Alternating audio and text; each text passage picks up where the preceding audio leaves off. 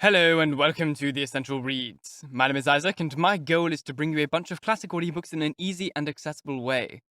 We are continuing with Crime and Punishment by Fyodor Dostoyevsky. And this is part 3, chapter 5. Raskolnikov was already on his way into the interior of the apartment. He had gone in looking as though he were doing all he possibly could in order to not burst with laughter. Behind him, red as a peony, with a countenance that displayed rage and frustration, lanky of limb and clumsy of hand and foot, came the embarrassed Razumikhin. At that moment, the expression of his face and figure really was absurd, and fully justified Raskolnikov's laughter. Raskolnikov, who had not yet been introduced, bowed to the master of the premises, who stood in the middle of the room and was looking at them inquiringly, extended his hand, and shook that of his host, still making an extreme and visible effort to choke back his merriment and get out at least a couple of words of self-introduction. Scarcely, however, had he succeeded in assuming a serious air than suddenly, as though unable to help himself, he glanced at Razumikhin again, and this time failed to restrain himself. The smothered laughter burst forth all the more uncontainably for having been held back until now.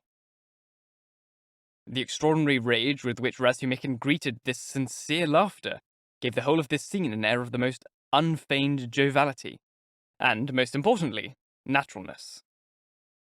Razumikhin, as though on purpose, did his bit to help things along. "You horrible devil!" he roared, gesturing with one arm, and immediately bringing it down on a small round table on which stood an empty tea glass. Everything went flying and splintering.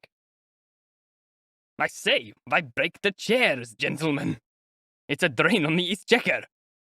Porfiry exclaimed merrily. The scene unrolled in the following manner. Raskolnikov continued to laugh, his hand forgotten in that of his host, but, knowing when enough was enough, began to look for an opportunity of bringing his mirth to as swift and natural a conclusion as possible. Razumikhin, brought at last to the point of total disorientation by the falling of the table and the smashing of the glass, cast a gloomy eye at the splinters, made a mock spitting gesture, and turned abruptly towards the window where he stood with his back to his audience, his face like thunder, looking outside and seeing nothing. Porfiry Petrovitch was laughing, and quite prepared to go on laughing. But it was plain that he wanted an explanation. Zamyotov, who had been sitting on the chair in one corner, had risen to his feet at the entrance of the visitors, and was standing expectantly, his mouth turned up in a smile, but in a state of bewilderment and even incredulity as he observed the entire scene, viewing Raskolnikov with downright embarrassment. Zamyotov's unexpected presence came as an unpleasant shock to Raskolnikov. "I'll have to get to the bottom of this," he thought. Please, you must forgive me," he began, thrown badly off balance. "Raskolnikov's the name." "Oh, for goodness sake, sir. It's pleasant to meet you. And very pleasantly you came in, too. What about him? He doesn't want to say hello?" Porfiry Petrovitch said, nodding to Razumikhin.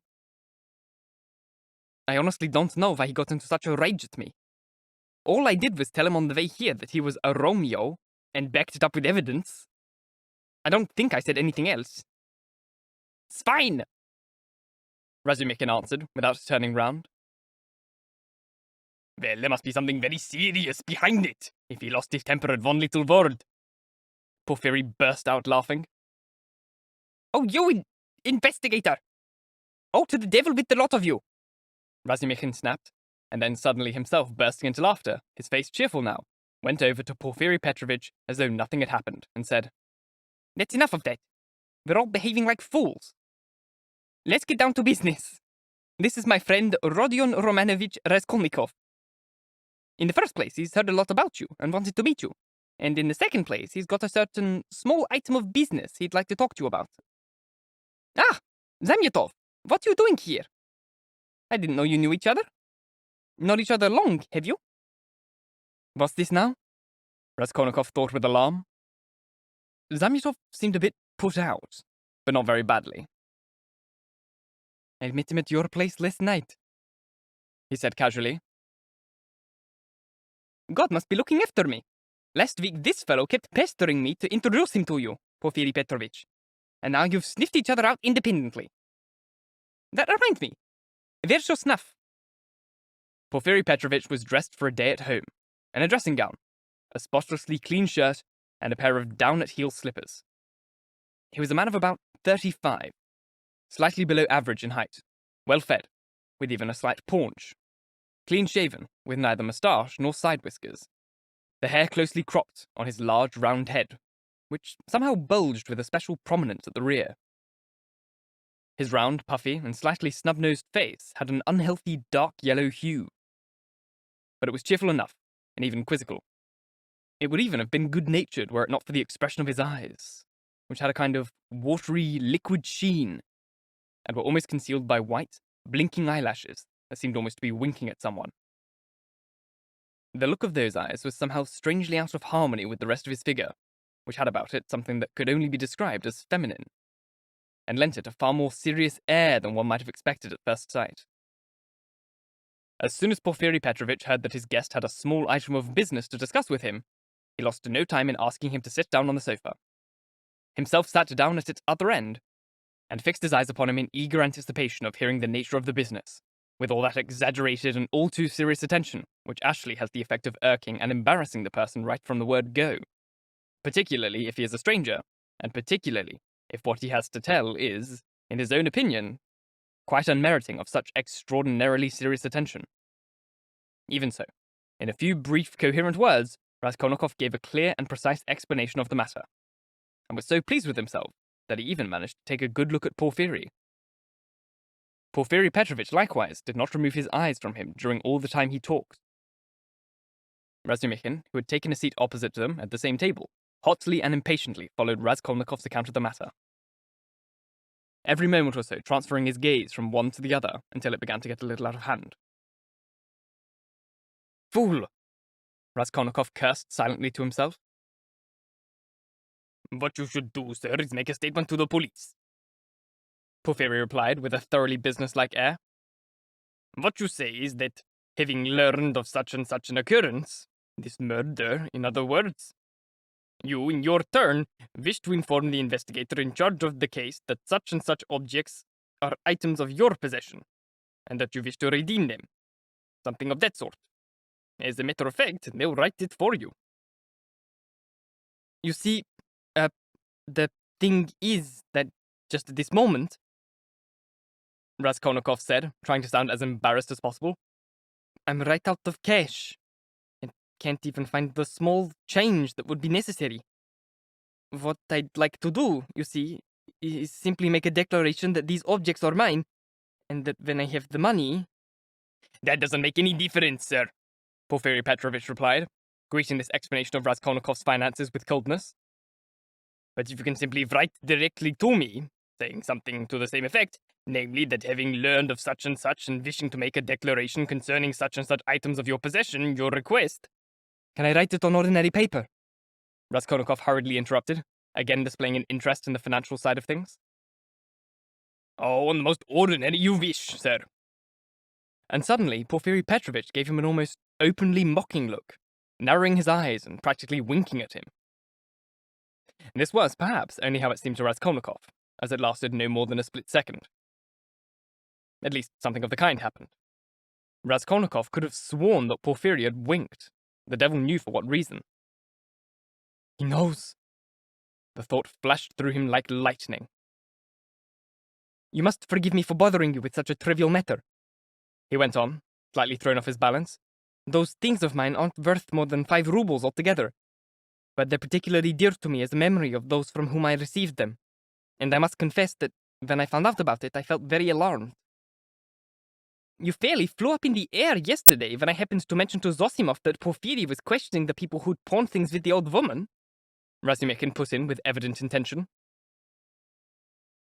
This was now beyond endurance.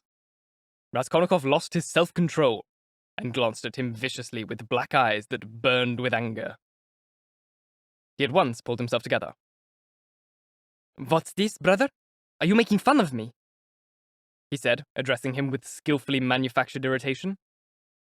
"I can see that I'm possibly getting far too worked up about what to your eyes is simply old junk. But you can't call me either an egoist or greedy for that. In my eyes, Those worthless little objects aren't junk at all. I've only just finished telling you that the silver watch, which is only worth a few kopecks, is the only thing of my father's we have left. You may laugh if you wish, but my mother came to see me, he said, turning suddenly to Porfiry. And if she were to find out that the watch had been lost, he went on, turning quickly to Razumikhin this time, exerting a special effort to make his voice tremble, she'd be in despair. Women, you've got it all wrong. I didn't mean it in that way. Just the other way about, cried an aggravated Razumikhin. I wonder if that was the right thing to do, Raskolnikov thought to himself with an inward tremor. Did it sound natural? Did I exaggerate too much? Why did I say women like that? So your mother came to see you, did she? Porfiry Petrovitch wanted to know for some reason. Yes. And when would that be now, sir? Yesterday evening. Porfiry said nothing, as though lost in thought.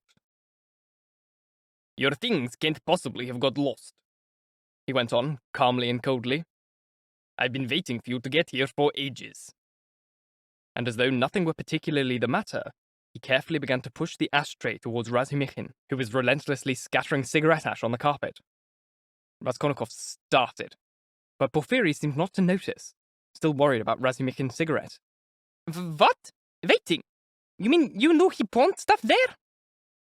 Razumikhin exclaimed. Porfiry Petrovitch addressed Raskolnikov directly. Both your articles, the ring and the watch, were found in her apartment wrapped up in the same piece of paper, with your name very clearly marked in pencil upon it, together with the date she received them from you. How come you're so observant? Raskolnikov smiled awkwardly, making a special effort to look him straight in the eye. But he could not control himself, and suddenly added, I said that just now because there must have been an awful lot of people who pawned things. So many that it must have been hard for you to remember who they all were. Yet you seem to remember them all quite clearly, and... Stupid! Clumsy! Why did I put that in? Practically, all those who pawned anything are now known to us. And you're the only one who hasn't been so good as to oblige, Porfiry replied, with a barely perceptible hint of mockery. I've not been entirely well. I've heard about that too, sir. I've also heard that you've been very upset about something. Why, even now you look pale. I'm not pale at all. There's absolutely nothing the matter with me, Raskolnikov snapped rudely and aggressively, suddenly altering his tone. The aggression was seething up in him, and he was unable to check it. But if I behave aggressively, I'll give myself away. Passed again like a flash through his head. Oh, why are they tormenting me? Not entirely well, Razumikhin chipped in. Listen to the man. Up until yesterday, he was practically unconscious and raving. Would you believe it, Porfiry? He could scarcely stand upright. Yet as soon as Zosimov and I had turned our backs yesterday, he got his clothes on, took to his heels, and went off playing silly pranks somewhere almost till midnight. And all of this, I tell you, in a state of the most complete delirium. Can you imagine? Quite extraordinary. You don't say. In a state of the most complete delirium, too. Do tell me more, Porfiry said, shaking his head with a womanish gesture. Oh, rot, don't believe him. Well, you don't believe him anyway, Raskolnikov blurted out far too aggressively. But Porfiry Petrovitch seemed not to hear these strange words. Well, if you weren't delirious, why did you go out then? Razumikhin suddenly cried in angry vexation. Why did you? What was your purpose? And why did it have to be in secret? Were you in your right mind? Now that it's all over, I think I ought to be frank with you. I got really fed up with everyone yesterday, Raskolnikov said suddenly, turning to Porfiry with an insolent, provocative smile. I ran away from them in order to rent another room where they wouldn't be able to find me. And I took a lot of money with me. Mr. Zamyotov here saw the money. Well, Mr. Zamyotov, was I in my right mind yesterday or was I delirious? Please resolve our dispute for us. He looked as though he would have liked to strangle Zamyotov at that moment. Zamyotov's silence and the way he was staring at him were very decidedly not to his taste. Oh, in my opinion, you were talking very sensibly. Even cleverly, sir. Though I must say you did seem rather irritable, Zamyotov remarked thinly. You know, Nikodim Fomich was telling me, Porfiry Petrovitch inserted, that he met you very late last night in the lodgings of some civil servant who'd been run down in the street. Yes, what about that civil servant? Razumikhin chimed in. Weren't you carrying on like a madman in his home? You gave all the money you had to his widow for funeral expenses. Well, if you wanted to help, I'd have understood if you'd given her 15 or even 20 or so and left 3 for yourself. But you went and lavished the whole 25 on her. And what if I found some hidden treasure that you don't know about? What if that's why I was so generous? Ask Mr. Zamyotov. He knows I've found some hidden treasure. Please forgive us, he said, turning to Porfiry Petrovitch, his lips quivering. It's really inexcusable for us to bother you for a whole half an hour with such a mundane recitation. You must be sick of us by now, eh? For heaven's sake, sir, not at all. Not at all. If you only knew the interest you arouse in me. It's so fascinating to watch and listen. Indeed. I must confess I'm delighted you've been so good as to do me the honor at last. What about some tea? My throat's dry as a whistle, Razumikhin exclaimed. A splendid idea. Perhaps we'll all join you. But wouldn't you like something a little more essential first? Spare us the hospitality. Porfiry Petrovitch went off to order tea. The thoughts were spinning round in Raskolnikov's head like a whirlwind. He was horribly overstimulated. What's clear above all is that they're not bothering to cover anything up or stand upon ceremony. If he doesn't know me, why was he talking about me to Nikidim Fomich? It can only mean that they don't even want to conceal the fact that they're following me like a pack of dogs. They're prepared to spit in my face quite openly, he thought, quivering with fury. Go on, why don't you just hit me straight out?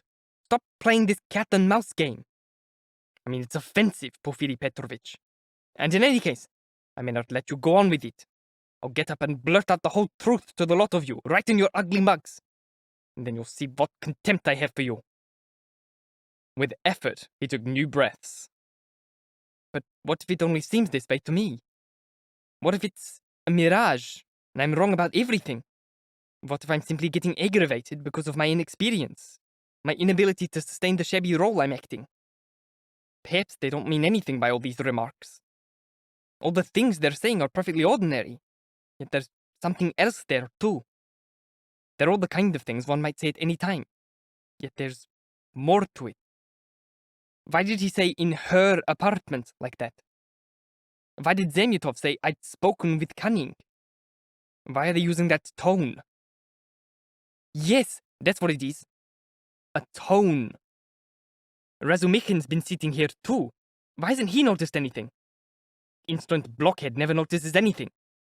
It's my fever again. Why did Porfiry wink at me just then? Or didn't he? Oh, it's probably just rubbish. Why would he wink at me? What are they trying to do? Get on my nerves? Or are they teasing me? Either it's all a mirage, or else they know. Even Zamyotov's being insolent. Or is he? He's done some thinking overnight. I had a feeling he would. He's behaving as if he were at home, yet this is the first time he's been here. Porfiry isn't even treating him like a guest. He's sitting with his back to him. They're in league with each other, and it's because of me that they're in league. It's quite obvious that they were talking about me before we arrived. Do they know I went back to the apartment? Oh, I wish they'd hurry up and get it all over with. When I said I'd run away last night in order to rent another room, he let it pass, didn't raise any... It was clever of me to put that bit about the room. It will come in handy later on. In a state of delirium, he said.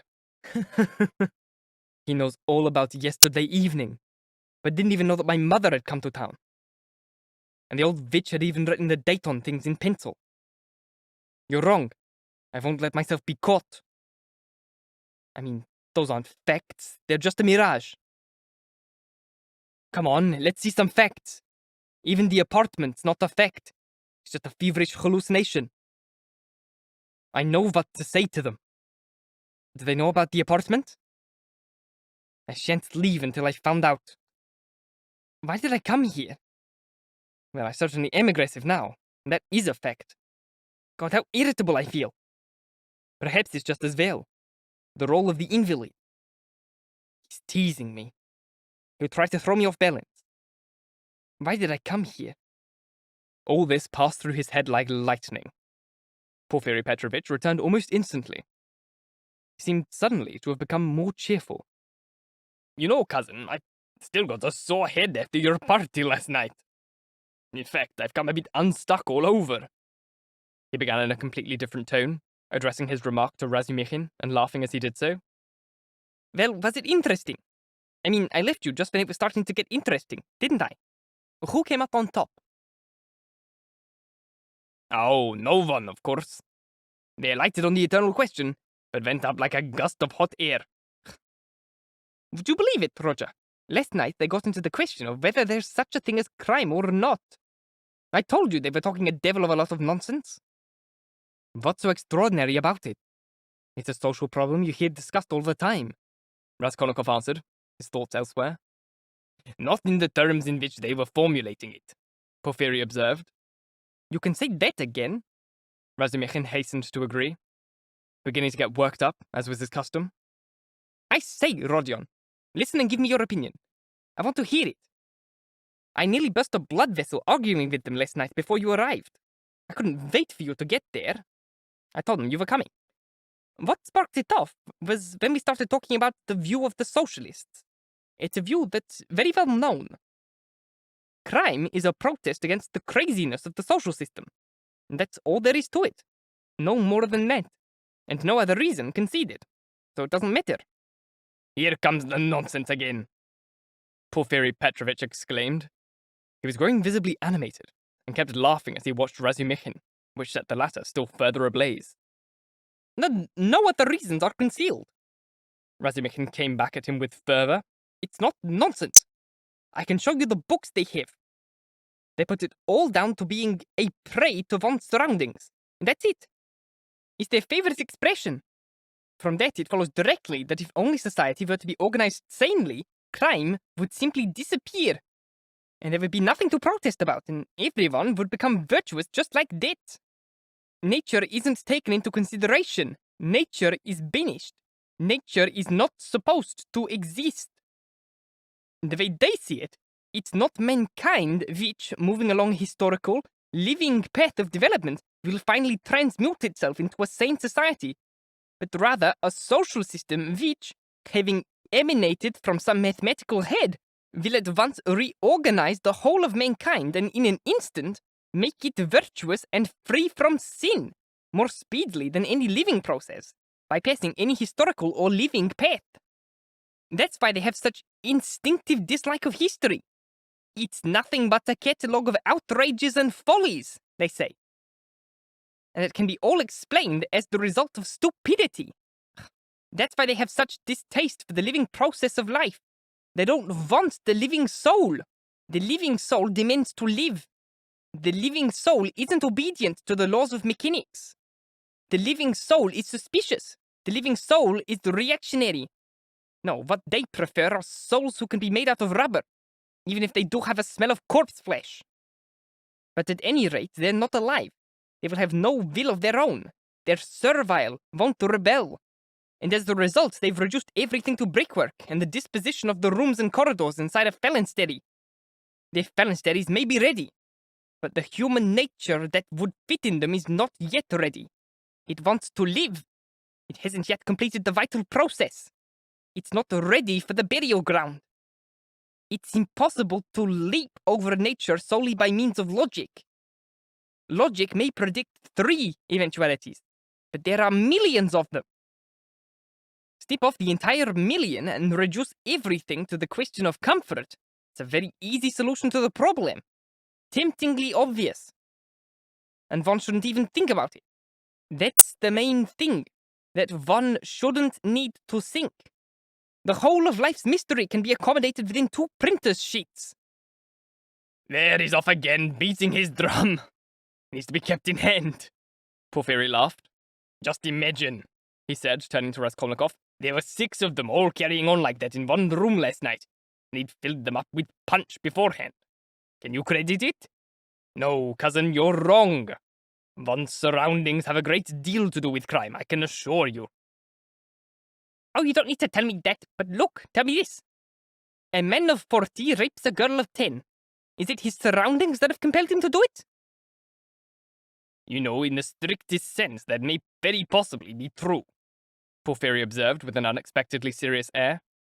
Crimes against young girls may indeed very often be explained by reference to surroundings. Razumikhin was at this time practically frothing at the mouth. All right! Shall I prove to you that you've got white eyelashes for the sole exclusive reason that the Church of Ivan the Great is 35 sagnies high, and prove it clearly in exact detail in a progressive manner with even a bit of liberal bias thrown in? If you're willing, I'm game. Is it a wager? I accept. Let him have our attention, if you please. I must say I shall be interested to hear this proof. Oh, the devil! He's always play-acting! Damn him! Razumikhin exclaimed, leaping up and waving an arm. It's not worth talking to you. I mean, he does it on purpose. You don't know him, Rodion. He did this last night, took their side, merely in order to make fools of us all. And my God, the things he was saying! They were so pleased. I mean, he can go on for 2 weeks in that fashion. Last year, for some reason, he took it into his head to persuade us that he was going to join a monastery. For 2 months, he stuck to his story. It's not so long ago since he kept telling us that he decided to get married, that everything was ready for the wedding. He'd even had new clothes made for himself. We'd all begun to congratulate him, but there was no bride. No, nothing. It was all a mirage.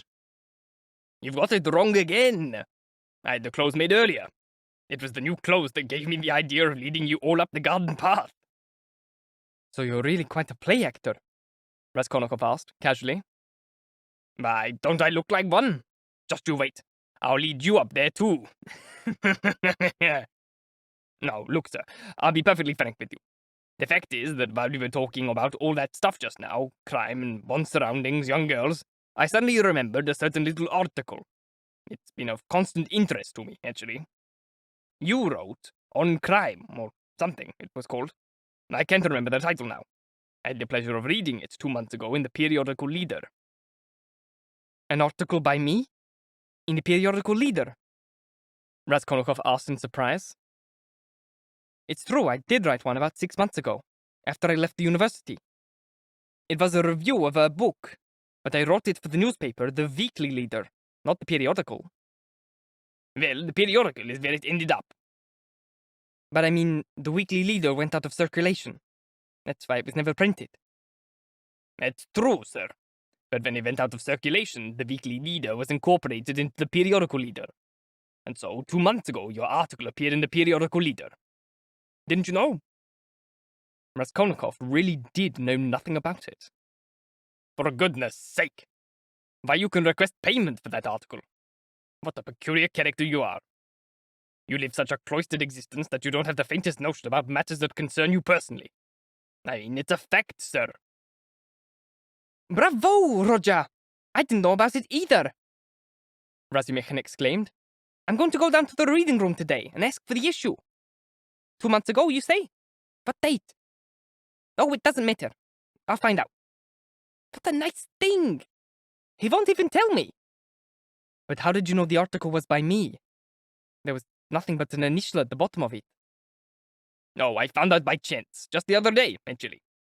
Through the editor. He's an acquaintance of mine. I was very interested. Let's see now. My article was about the psychological state of a criminal's mind throughout the entire process of committing his crime, wasn't it? Yes, sir. And you insisted that the enactment of a crime is invariably accompanied by illness. Most original. But that wasn't actually the part of your little article that interested me so much. It was rather a certain idea that you introduced at the end of the piece, but which you unfortunately alluded only in passing, obscurely.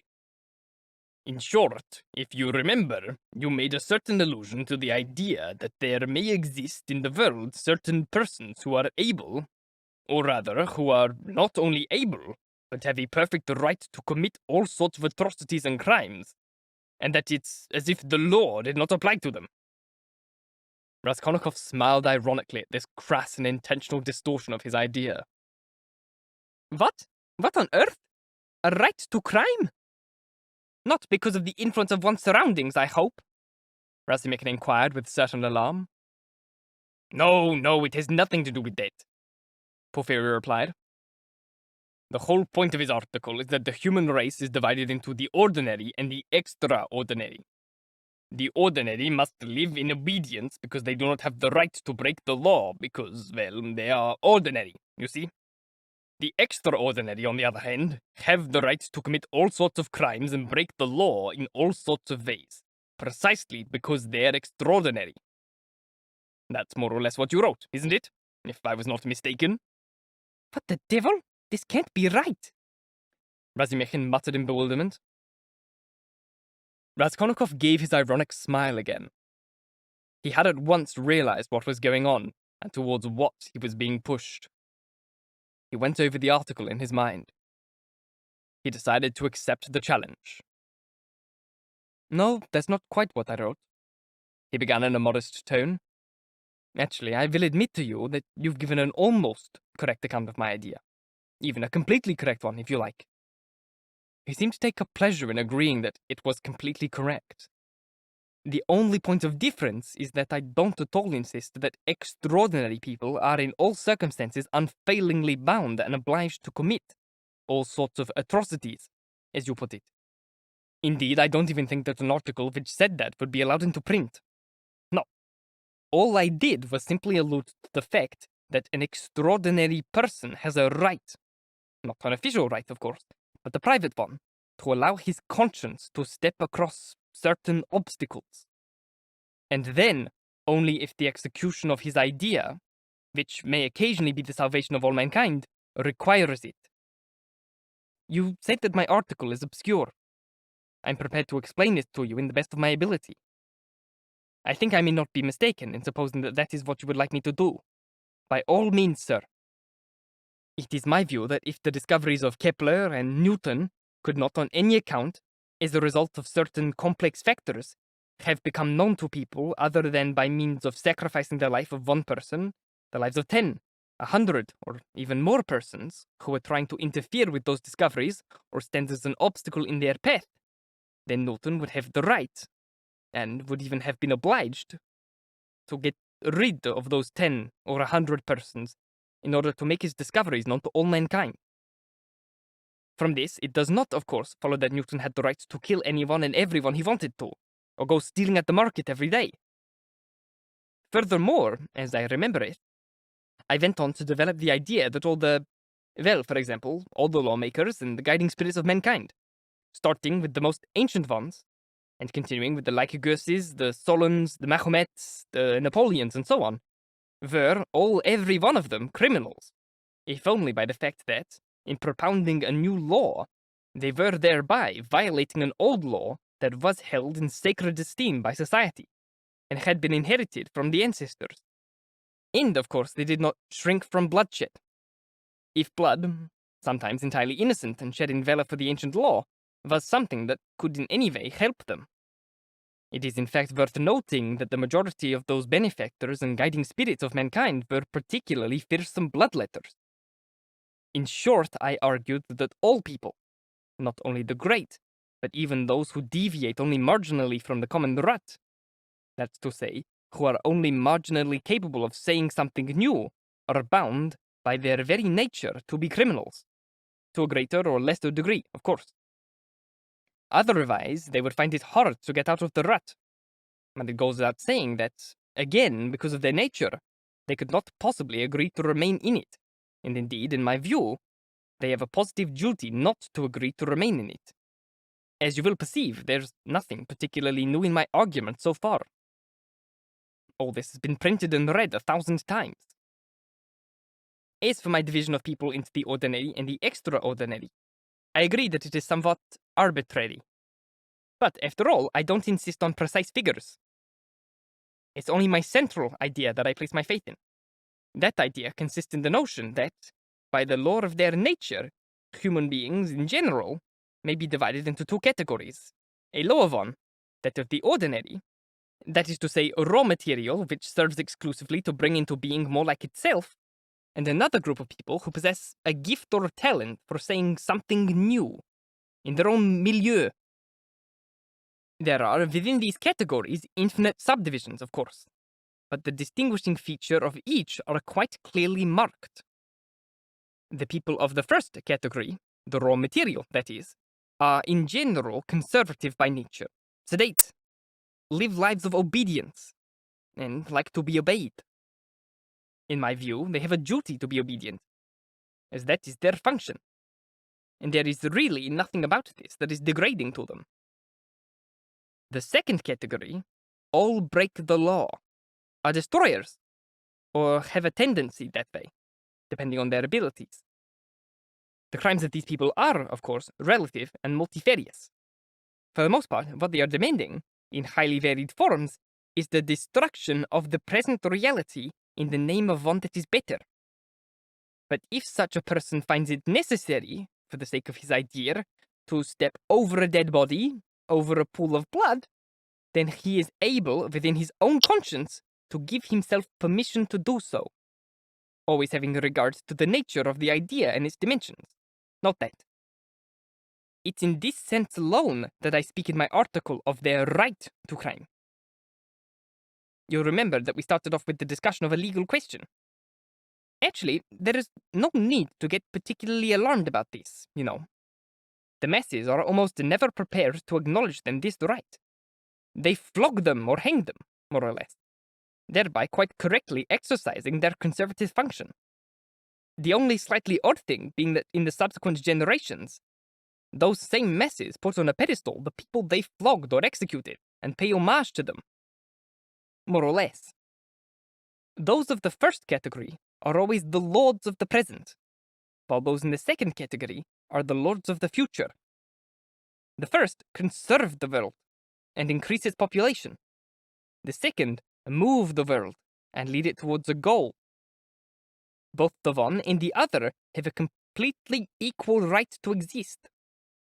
In short, the way I see it, everyone possesses equal rights. And vive la guerre éternelle. Until the New Jerusalem, of course. So you still believe in the New Jerusalem, do you? Yes, I do, Raskolnikov answered firmly. As he said this, he looked at the floor, as he had done throughout the whole of his long tirade, choosing a particular point on the carpet to fix his eyes on. And you believe in God? Forgive me for being so inquisitive. Yes, I do, Raskolnikov said again, raising his eyes to Porfiry. And you believe in the resurrection of Lazarus? Yes. Why are you asking all this? Do you believe in it literally? Yes. Really, sir? I've simply been curious. Please forgive me. But there's just one thing. I'm going back to what you were saying just now. I mean, they don't always flog them or hang them. In fact, some of them come out on top in their own lifetime. Oh, yes.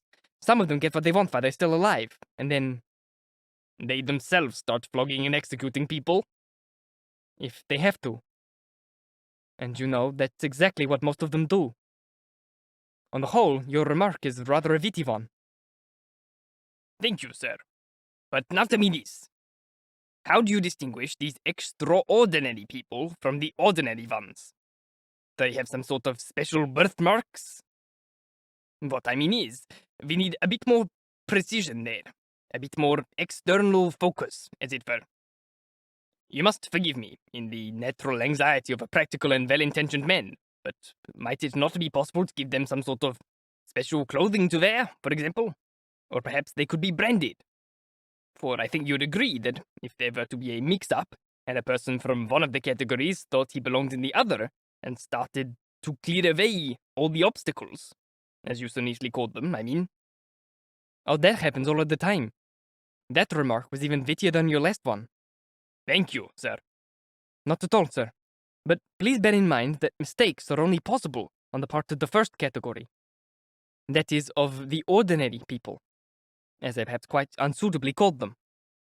In spite of their inborn tendency towards obedience, a certain capriciousness of temperament, which is not denied even to the cow, leads rather a large number of them to fondly suppose they're progressive individuals in the guise of destroyers to appropriate the new world for themselves. And this is in all sincerity, sir.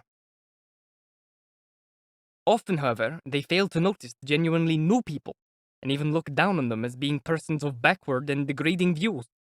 But I do not believe that they represent any significant threat, And you really need not be anxious, as they never get very far. Of course, it would do them no harm to give them a thrashing now and then, to punish them for getting carried away, and to remind them of their rightful place. But no more than that. One doesn't need a whip master for the job. They'll whip themselves, because they're very well behaved. Some of them will perform this service for one another, while others do it for themselves with their own hands. Moreover, they impose various public acts of penitence on themselves.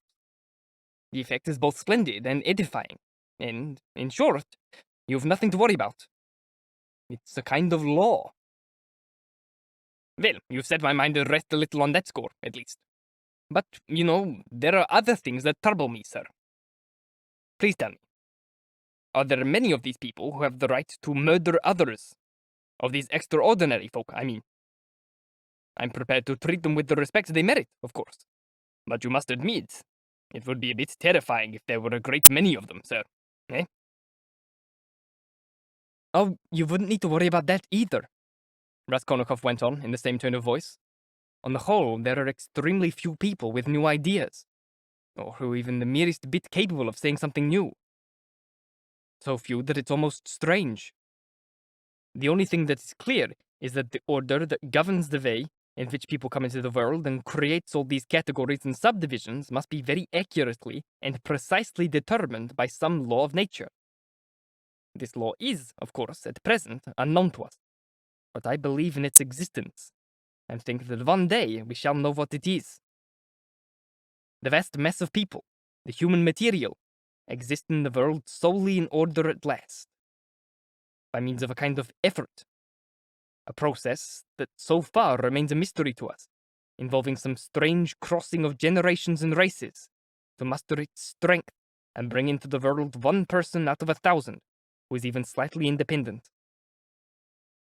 One person out of 10,000, I'm talking approximately, by way of illustration, is, perhaps, born with a somewhat higher degree of independence. One out of 100,000 with even more. People of genius are born out of millions, while the great geniuses, the achievers of humanity, only come into being after many thousands of millions of people have passed through the earth. In a word, I haven't seen the inside of a retort where all this takes place. But there it is, quite certainly. It is bound to be a law of some kind.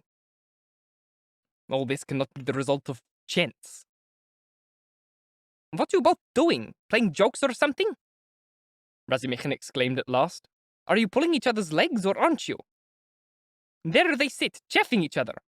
Are you being serious, Roger? Raskolnikov raised his pale and almost mournful face to him, and made no reply. And, beside this quiet, mournful countenance, Razumikhin thought strange the irritable, obstructive, unconcealed, and uncivil causticity of Porfiry. Well, brother, if this really is serious then, of course you're right when you say this is nothing new and resembles all the things we've read and heard 1,000 times. But what is really original about all this, and is really your own exclusive property, much to my honor, is that you condone the shedding of blood on grounds of conscience. And if you'll forgive me with such fanaticism, that's what your article's really about.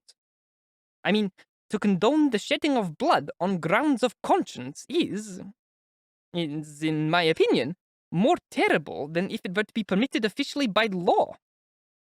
Perfectly true. It is more terrible, sir, Porfiry remarked. No, you must have got carried away. There's some mistake here. I'll read it. You got carried away. You can't possibly think that. I'll read it.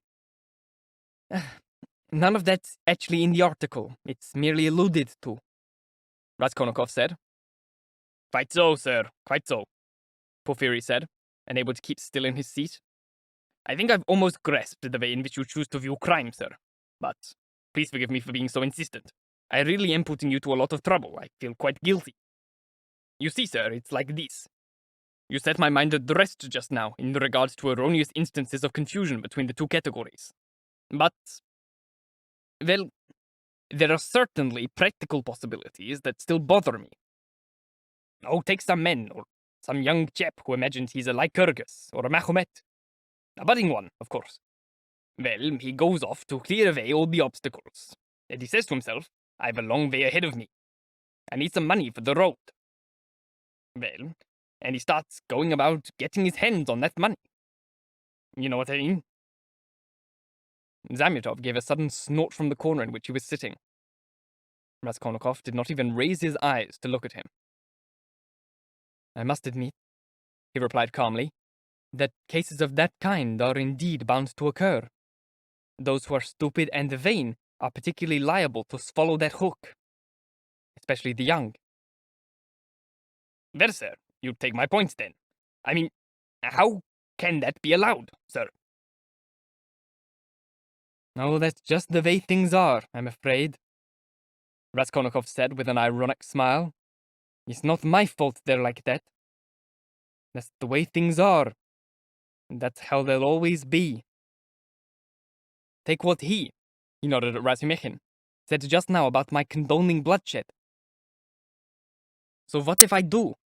I mean, society's all too well provided with such phenomena as exile, prison, legal investigators, and penal servitude. So what's there to worry about? All you have to do is catch your thief. All right.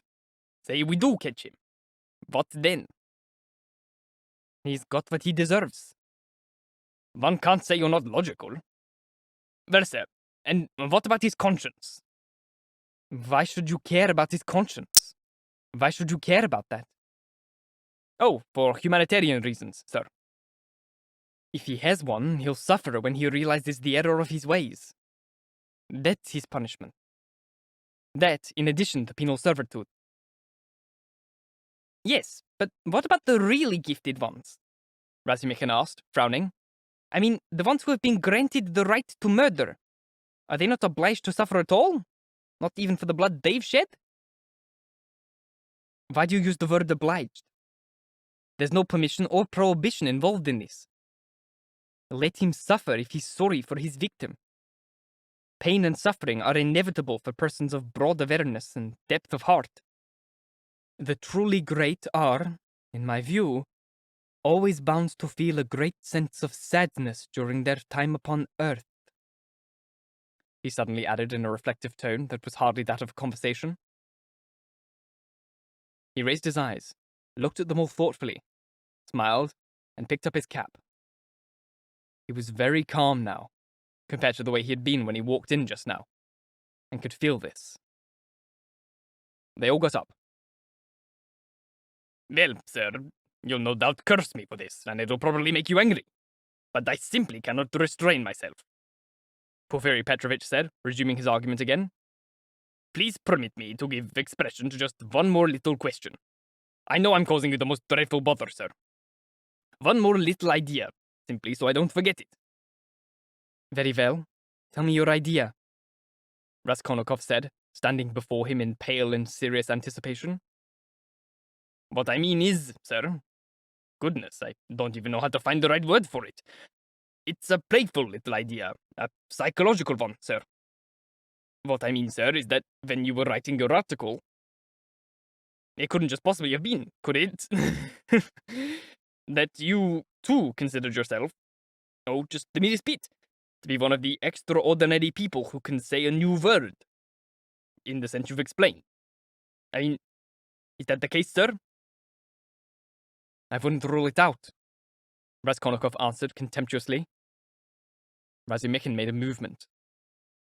And if that is the case, sir, then is it really possible that you might also have decided, oh, because of some everyday setback or financial difficulty, let's say, or because you wanted to further the interest of all humanity in some way, to step across an obstacle? Well, by robbing and murdering someone, for example? Again, he suddenly winked at him with his left eye and shook with laughter, in exact repetition of his behavior a few minutes ago. If I had, I certainly wouldn't tell you, Raskolnikov replied with a challenging, haughty contempt. Oh, but I mean, sir, you must understand.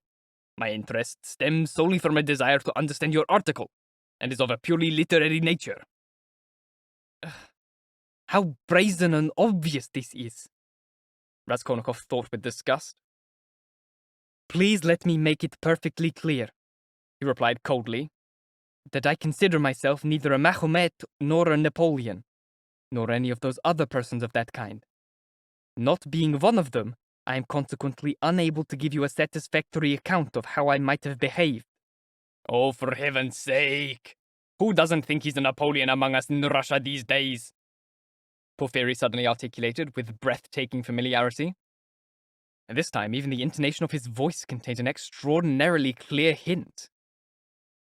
Perhaps it was some budding Napoleon who did in old Alyona Ivanovna with an ex last week. Zamyotov suddenly barked out from his corner. Raskolnikov said nothing, and looked at Porfiry with a firm, fixed gaze. Razumikhin frowned gloomily. Even before this, he had begun to sense that something was wrong. Angrily, he looked about him. A moment of gloomy silence elapsed. Raskolnikov turned to go. Off already? Porfiry said sweetly, extending his hand in a thoroughly amiable manner. Most glad to have made your acquaintance. Oh, and about your application. Don't let anyone put you off. Just write it the way I told you. In fact, the best thing would be if you looked in to see me there. In a day or two. Or why not tomorrow? You can be sure of finding me there at around 11. We'll sort it all out. Have a bit of a talk. As one of the less people to have been there, you may be able to tell us a few things. He added with the most good-natured air. You want to question me officially with all the tippings? Raskolnikov asked sharply. Now why would I want to do that, sir?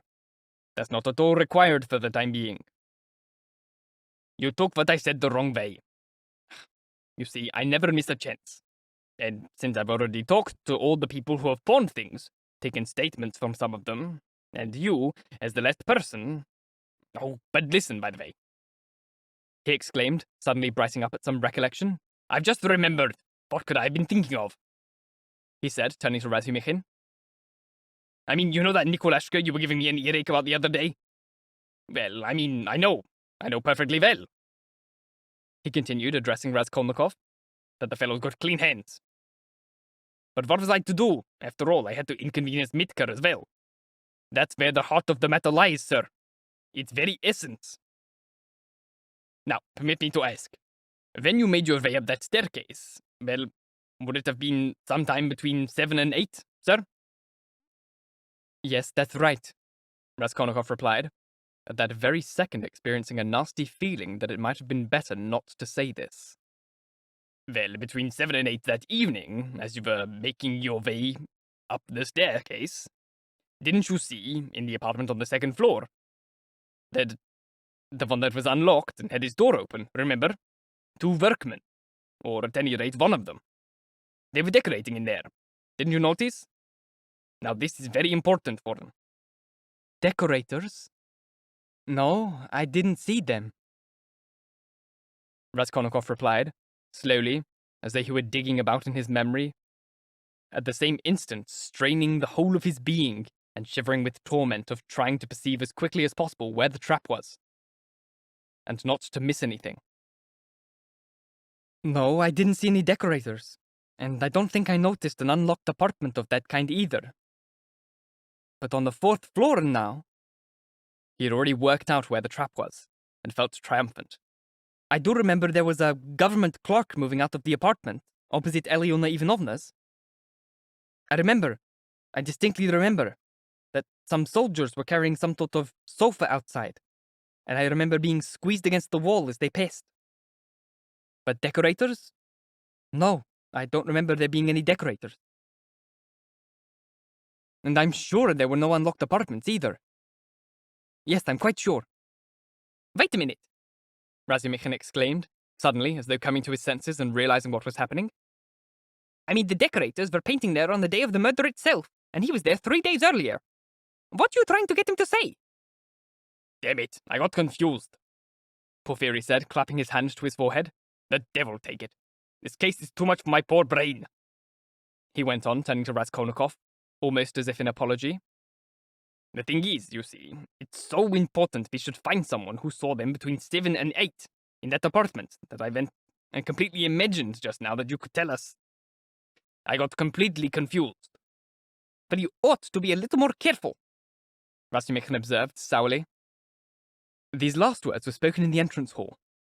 Porfiry Petrovitch ushered them right to the door with the utmost affability. When they emerged onto the street, they were both sullen and gloomy, and they walked several yards without saying a word. Raskolnikov took a deep breath. Thank you so very much for listening. If you enjoyed, please like, comment, share, all that jazz, and if you really enjoyed, do subscribe, because there is more to come. It's so hot, I've had to take so many breaks recording this chapter. I've been here a while. I think I started recording this at like 2 in the afternoon, and it's now 3 in the afternoon. Takes a while to do these things. If you're listening on podcasts, please leave a review, as it helps get this in front of as many people as possible, and reading your reviews really makes my day. If you want to support the show further, there is a Ko-Fi link which is now on screen. It's like a direct way to support the show and donate to me to keep doing this. Or, which is more fun, for everyone involved, you can just listen to the show while you're sleeping on Spotify and help me get the wonderful monetization requirements that I need there. If you could do that, it would be perfect. It would help the show out so much. It would help me out so much. It would really be great if you could do that. Once again, thank you very, very, very much for listening. And until next time, bye-bye.